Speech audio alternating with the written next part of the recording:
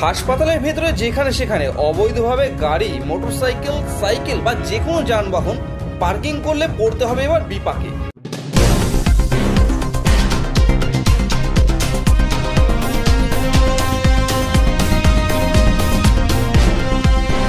আপনারা দেখছেন নিউজ এ বাংলা, কারো পক্ষপাতিত্ব নয়, জনগণের স্বার্থে নিরপেক্ষ খবর করতে আমরা আছি আর থাকবো। উত্তর 24 পরগনা জেলার বারাসাত জেলা হাসপাতাল ও মেডিকেল কলেজের ভেতরে প্রতিদিন অসংখ্য মানুষের যাতায়াত থাকে। জরুরিকালীন অবস্থায় অ্যাম্বুলেন্সে করে নিয়ে আসা হয় অসুস্থ রোগীদের।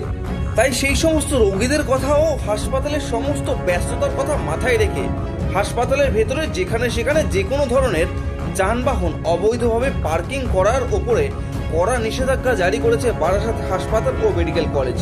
পাশাপাশি যদি কোনো ব্যক্তি অবৈধভাবে যেখানে সেখানে কোনো যানবাহন পার্কিং করে তবে তার বিরুদ্ধে কড়া পদক্ষেপ নেবে হাসপাতাল ফাঁড়ির পুলিশ। সাংবাদিকদের মুখোমুখি এমনটাই জানালেন বারাসাত জেলা হাসপাতাল ও মেডিকেল কলেজের সুপার সুব্রত মণ্ডল।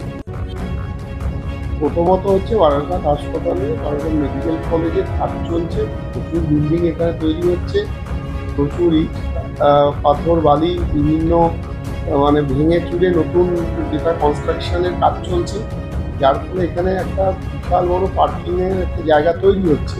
হয়তো আগামী কয়েক মাসের মধ্যে সেই জায়গাটা হ্যান্ডওভার আমরা পাবো, যার ফলে প্রথমত একটু স্পেসের সমস্যা হচ্ছে, এটা বাস্তব। আর আমাদের এখানে প্রত্যেক দিন অ্যাভারেজ 4,500 থেকে 5,000 লোক আউটডোরে দেখাতে আসে, ইনডোরে 700 থেকে 750 লোক প্রতিদিন ভর্তি থাকে। তার ফলে একটা প্রচুর সংখ্যক মানুষ এই ক্যাম্পাসের মধ্যে নিয়মিত যাতায়াত করে।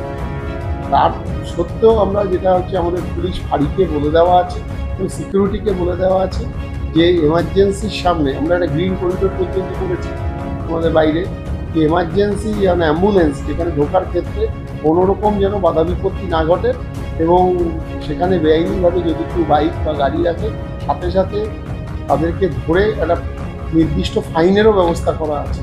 এবং পুলিশ নিয়মিত সেটা, যারা আমাদের ফাঁড়ির যে সমস্ত পুলিশ পোস্টিং আছে তারা কিন্তু সকাল থেকে রাত পর্যন্ত ব্যাপারটা দেখে। তা সত্ত্বেও আমি বলবো যে আমাদের এই পার্কিং স্পেসটা হ্যান্ডওভার পেয়ে গেলে এই সমস্যাটা পুরোটাই মিটে যাবে।